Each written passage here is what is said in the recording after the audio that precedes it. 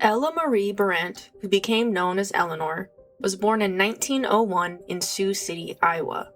She was the 10th child of German immigrant parents and grew up in an impoverished household. At a young age, Eleanor dropped out of school and began working as a waitress since about the age of 12 years old. In 1920, Eleanor married Michael Roy Jarman. Together, the couple had 2 children and relocated to Chicago. Michael reportedly drank heavily and was unable to care for Eleanor and the children, leading her to move into her own apartment and allowing her boyfriend, George Dale, to move in with her. At the time, Eleanor was working as a laundress and a waitress, which did not provide substantial pay. George, who was known by numerous aliases, wanted to find a way for the couple to make more money more quickly. This led them to form a robbery crew with Leo Minichi, a boxer. Leo served as the driver, Eleanor was the lookout, and George was the gunman. The group targeted stores during daylight hours, and stories began to spread about them, particularly the blonde female seen assisting in the robberies. Soon, the crimes were attributed to the Blond Tigress, a nickname applied to Eleanor.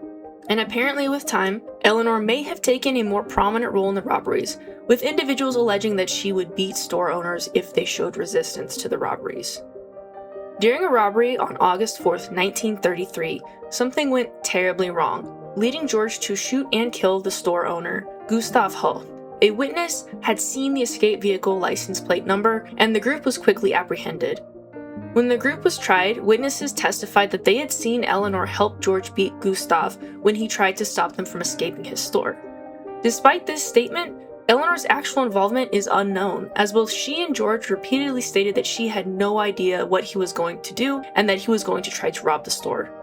George even testified at the trial claiming that Eleanor had nothing to do with the robbery or the murder. Despite these statements, each group member was quickly convicted and sentenced. 199 years for Leo and the same for Eleanor, while George was sentenced to death. Eleanor served several years of her prison sentence in a women's reformatory in Dwight, Illinois, and during that time she was described as a model prisoner. Until August 8, 1940, when she and another female climbed over the penitentiary fence and escaped. Searches were initiated, and though Eleanor's companion in the escape was eventually caught, Eleanor was never found. Understandably, there isn't a lot of information about Eleanor's movements following her escape.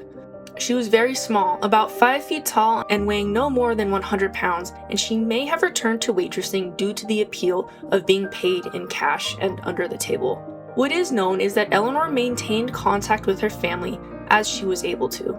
Eleanor's family indicates that they saw her after her escape, with the last time having been in 1975, when she showed up in Sioux City. Eleanor's family explained that there was some communication with her afterwards through coded newspaper classified ads. In the 1990s, Eleanor's grandson began seeking a pardon for Eleanor. It was reported in the Sioux City Journal that they believed Eleanor may have lived under the name Melman after her escape. Some family members believe that she would have spelled the name M-E-L-M-A-N, taking the M-E-L from her name and her children's names. In 1994, the family believed that she could have been living in Des Moines in a nursing home.